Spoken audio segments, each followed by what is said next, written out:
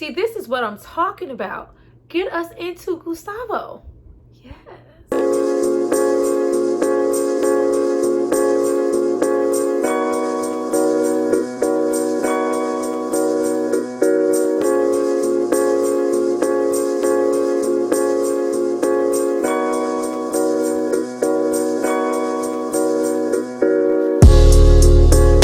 Welcome back to my channel. It's Tyra here with another struggle review, here to discuss the new episode of Snowfall, All the Way Down. Before we get into what I thought about this episode, what I liked about this episode, what I thought was a little slow pacing about this episode, and where the hell is Scully in this episode, I need you guys to drop down and subscribe to my channel. I'm going to give you guys a moment to do that, and then we're going to come back and discuss all things savage ass Franklin.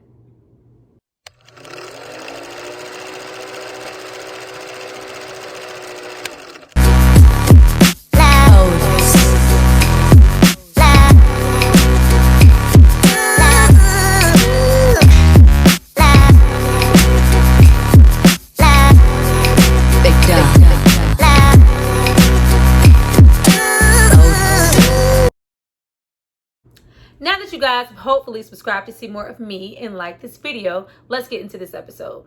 So we start off where we left off on last episode with Gustavo's family being slain and him wanting revenge. Of course, we know this, has to do with that 100K because it was written in blood.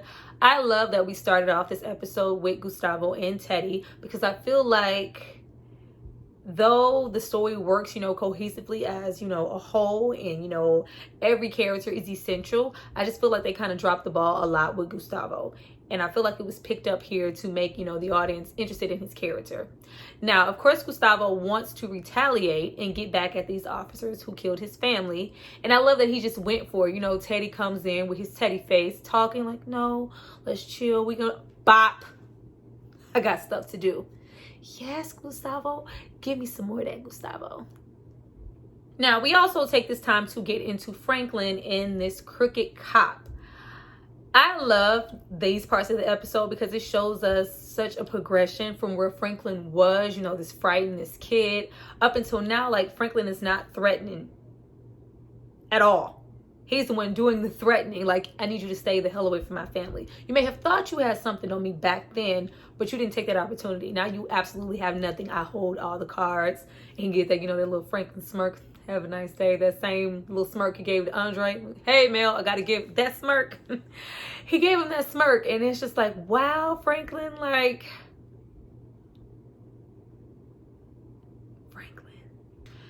We also get into Franklin in the bookstore. Sweet old Franklin. Like, now we are familiar with this bookstore, from earlier seasons. And we know, this is a humbling place, a neighborhood place, nice little old couple. You know what I'm saying? And Franklin and his mom are, going out of their way to try to, do things legitimately. Let's buy property, let's invest, let's do this with this money. And, Franklin makes it look like, it's on the up and up. We're trying to help you. You have to sell this business anyway. So why not sell it to us and, keep it in the neighborhood? I'll keep it safe. We also spend a small amount of time with Leon. I love me some Leon. Give us more Leon. I love me some Leon. Leon gives me like little baby Easy-E vibes. We spent a little time with Leon and, it's a little bit of what we saw last episode with, Leon not being, too concerned with, Scully being on the prowl, after Franklin trying to set him up. And, Leon's like, that's a separate entity that has nothing to do with me. I'm going to move, the way I always do. But for the majority of this episode involving Leon, we also get a little glimpse into, I was like, hey, Wanda. Hey, Wanda. We take a little time out with Wanda. You see, that Leon is, and always, which I love about Leon, even though he is all these things, Leon still, makes it his business to protect the likeness of a Wanda who, is so far removed from, when we first were introduced to her and they were a couple and Leon was so in love, but he still, cares for Wanda. He still sees something in Wanda and, hey, Lee. Boy, if they don't, got all her yellow yucks all in Leon's face. But we do, get that moment there, and we also get that moment later with her, sitting with the rest of the dolphins. Like, I got a poodle. When they sit and conjugate about, we can steal this and we can have Rockford, those meetings, crack meetings. But you see Wanda's her tooth comes out. And, she goes to look at herself in the mirror. And I really like that moment because you saw like it was very quick, but you saw a moment of her actually realizing, what she's become. And, when your teeth get like it's all about, your drugs. It's not about you, about your self-care, about taking care of your teeth, your hygiene, your clothes. Her whole day is filled with, they also made it a point, to talk about like, Leon, you selling us this weak shit. Because, Leon had a problem, getting a supplier, Yeah, but we we take them. I love that with this show we always see things from three sides. You see things from the dealer side, the supplier side, and the buyer side. You see all these aspects of everything in the show, and I love that they touch on all bases. But I do feel like maybe this season we might see Wanda maybe get clean or try, because she just looked really deep in thought, like, girl, what happened? Now, at this point, we cut back to Gustavo, who has, he's instantly like, pow, I'm ready to go retaliate. And, Teddy finally, has him captured, at which he has to, inform him, I'm CIA. I don't know where I had been, but I had totally forgot that Teddy was undercover. I mean, I know he's undercover, but as far as Gustavo was concerned, I was like, damn, he sure did know that Teddy was, CIA. But they, set up a plan to, retaliate, kind of, get them in the corner, track them. And, Teddy's like, they're heavily armed. We need some backing and, kind of calm Gustavo down. Like, I don't need you being all irate. We need to move a certain way to capture them. And Gustavo is, one track mind. Gustavo is such a brute. I love it. We also get into Irene this episode, the reporter, in her meeting with a cop. I was kind of cheaping with that scene, when the cop rolls up and he's like, I want Franklin Saint in jail. I want Franklin Saint. I'm like, that's what this conversation was. This little tidbit ass conversation with her getting, old information about, how he was moving and Andre and, him not going to jail, for killing Kevin. And I'm just, man, I thought it looked real promising in the trailer. I was expecting that at a different moment. But, you see, them kind of go back and forth. What's going on? He didn't go to jail. Well, how did he do that? Where was this offshore? Clearly, he is having some help. My problem with Irene is already, clearly this young man has all type of backing to be able to move the way he does. But you're going to keep on pursuing as a reporter, not cop, a reporter, although people have lost their lives. You do that. Now, we also have a brief meetup with Manboy. I was hoping, Franklin would, get into that ass. Like, you said you ain't killed shit. But no, they didn't. But, we get into Manboy, being Manboy, talking shit. I forgot to mention last episode, I did not understand why Franklin chose Manboy's side. As if you can trust anybody in this game, but Manboy, you can never trust anybody who wants your spot. Manboy wants Franklin's spot. And you see him, make his slide comments. Things was running when it was just me and you, Jerome. Ever since, your nephew came back, shit a little shaky. You chose that.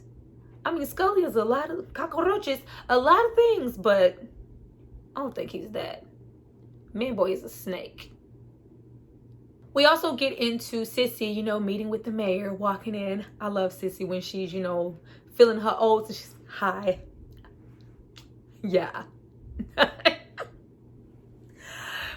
She meets with the mayor and, it's all on the up and up until she, she breaks out those papers like, no, sir, I've been following you. I'm into, property and managing this. And I used to be a realtor. Like, Sissy is a very smart woman from, the past seasons on up to here. And so the mayor is like, oh, okay, so you bought this table. So what exactly can I do for you and your drug dealing son? Wow. That was quick. But she, tells him, she's about to say something, but we don't know exactly what she says. We know the kind of moves that her and Franklin are trying to make, but she just didn't say it at that point. And I'm like, all right, Sissy. But she did make a point to say, after he said, you know, drug dealing son, my son is not in that business anymore. Sissy. Now, at this point, we get into Sissy being arrested, you know, to Franklin's shock. Before she is arrested, you know, we are, you know, walking up on a conversation of, you know, Frank, how could y'all do that? They've owned this business for years. And I'm like, savage ass Franklin. But like, Franklin, what did you think was going? You thought you was gonna talk all this cash money shit to this cop and his little grimy ass wasn't gonna do nothing? But you know, he on the outside is arresting Sissy and taking her to the police station. But he actually, you know, after many hits to the face, he takes her to Andre's gravesite and, you know, tells her, you know, your son did this, your son, and, you know, permits to, you know, hit her face and give her, you know, little physical abuse. Minor, but still abuse. Like, I was like, damn, Sissy, is he about to, because, you know, you can't, like, she about to get smoked. But no. He, you know, leaves her there. I did feel sorry for Sissy in that moment, and I was scared for her, but I did kind of like that moment as of, you know, really putting it in her face as to what her son is, because she is just so blinded. My son isn't in that business anymore. But she is trying to substitute what her son actually does for the, you know, lucrative business, community-wise ventures that they are trying to have, you know, out in the open. Meanwhile, Franklin is, you know, pop, pop, pop. Get witty, Sissy. Get witty. Now, by the time Franklin, you know, buys that bookstore from that nice, humbling old couple, at this point, I'm like, where the hell is Scully? We're not going to see Scully at all. I mean, so he just, okay, save it for next time. Like, what's going on? But we get more into Irene and what I'm assuming is her ex-husband. And we get, you know, she trying to chill a little bit. But, you know, he's like, no, I've moved on. The gist of the conversation is that this case and her job is her whole life. She's very disconnected from, you know, her family, even her own daughter, who she doesn't know, you know, has, you know, gotten this, you know, nice job at a bank. And she doesn't even know, you know, her ex is moved on. Girl, you know, spending the night. No. Who is that? What is that in, and Waiting to Exhale, when Loretta Devine was trying to get her ex-husband to spend, you know, you don't have to leave. You don't. She was trying to pull one of them. Gloria, I gotta go. Irene, he had to go. But you see that this is it for her. You get everything you need to get in that sentence about, in that scene about Irene. Like, she's not stopping. She don't care what's going on, who came up missing. Franklin hasn't been prosecuted, who his backing is, covering up. This is her life. And we see what happens with, you know, detectives, reporters, and cops when this is their life. Oh, we gonna get Franklin. We gonna get who's ever behind Franklin. We cut back to Gustavo, you know, getting me into Gustavo, who is so, you know, to chill. Let's not go rogue. You know, let's lay low and follow the man, you know, trail and go back and catch them, you know, when they're vulnerable. No, Gustavo runs up into the Mexican strip club, you know, where they're playing Super Freak by Rick James. We straight, pop, pop, pop, chunking dudes off the roof, slitting, cutting 100K in the fort. I was like, yes, Gustavo. Like, give me something. Like, utilize Gustavo. He seems to be, in those earlier seasons, like, he was a very sincere, really, you know, hard man, but also very soft, very caring. We can do something with that. And he also a stone, like, killer. Gustavo will take somebody out, as we could see. And we get into, you know, a little bit more of him and Teddy kind of bonding a little bit, and him, you know, now we did hear, you know, Gustavo say, I'm with you as long as, you know, we get the man, you know, who killed my family. I'm like, is Gustavo about to leave? Like, he finna take Gustavo off? Like, you can't just walk away from this, Gustavo. But he, we get to the actual, where the man, you know, they kind of pull him out once, you know, he writes that 100K in the forehead. Like, oh, no, we gotta disappear. They coming for us, and they, you know, trail them back. And he tells them, we gotta be on one accord. We going in here. We need to be intact. And boy, I was like, yeah, this is kind of giving me little Scarface. It was giving me a little Tony Montana, you know, when everybody was running up. It was giving me a little bit of that. I don't know if it's because it was in Mexico or what, but it was giving me some of that, wherever they are. But you see, you know, him and Teddy tag teaming, going in there too. Because, you know, they lost all the backing because Gustavo decided to go rogue. Like, no, I need dead on sight. Yes. Give us some more of that. Like, give us some more of that action that we missed when we, you know, cut away to those scenes. And, you know, them. We missed that. With Lucia, we missed that. Give us some more of that. But you see, you know, Gustavo has no remorse. Teddy's shot, but he's okay. Of course, Teddy's okay.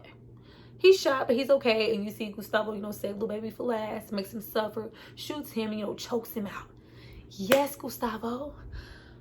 Now we get back to Franklin, who, you know, walks in. Franklin with this pimp cane. I'll be glad when he heal up. It's giving me real pimp. But I think it kind of works with the scenes because it makes him, you know, even more sinister. Like, he's so broken, you know, from being shot, but he's still able to make these calculated, harsh moves, you know, towards, you know, this older couple. And we see him, you know, meet with the mayor and give the mayor the deed to their shop and, you know, tells them, after all, you know, you do have to move. And you also see that here and that mayor, I'm like, I don't trust that mayor. Who trusted the mayor? But you see that, you know, Franklin plans to do, you know, more business ventures with him in the future and invest in some things. And, you know, there's talks of millions of dollars. And all right, Franklin. But I was like, oh, savage ass Franklin. Like, you're like, fuck you, Franklin Saint. Ooh, you made Papa mad. Like, Franklin is, you know, and you see Sissy is in on it too. Because, you know, I was so glad when we got that warm hug between her and Jerome. Girl, give us something. Like, how long you gonna be mad? It's over. But you see her, you know, she says, you know what happened? He didn't tell me anything already. You already know this. You just pretend all this denial. And she also said, you know, finish the deal, Franklin. You and your mama. Savage. Classy, bougie, ratchet, savage. Now, we end this episode with Miss Irene, you know, meeting with that cop yet again, you know, wanting to get more leads, more information, and thinking, you know, she has someone to be in the trenches with her. Like, no, honey, this is as far as I go. People are losing their lives behind this. I have no interest. I'm going to tell you what I know, give you a few names, who prosecuted who, you know, this and that. I'm out. I don't know where the storyline is going to go with Irene, but I'm just hoping it's not predictable because, you know, when we have our people like this, I'm going to get the story. I'm never going to stop. Bop, bop, bop. But, you know, hey. But, you know, he does give Irene a name and, you know, she finally has a lead on, you know, getting a little bit closer to Franklin Saint. But, you guys, that was the episode. I hope you guys enjoyed the review. This episode was a little slow for me. Not that it was bad, it was just, you know, really slow pacing, you know, but the jump off is going to happen in episode 4 expansion. I'm really looking forward to that episode. You know, we see things like, you know, in the trailer for the next episode, like Liam about to get, you know, shot. Y'all can't shoot Liam, you just can't. But Liam, you know, in drive-by shootings, and you see Franklin talking about expansion, and that brings me to, you know, think harder and harder about, you know, Jerome. Uncle Jerome don't Jerome look tired every episode? Like, Jerome is over it. I feel like, you know, all Jerome ever wanted to do anyway, sell a little weed, sell a couple of speakers, and be done. And, you know, but he went, you know, into it, you know, not only to protect Franklin, but, you know, because it was lucrative.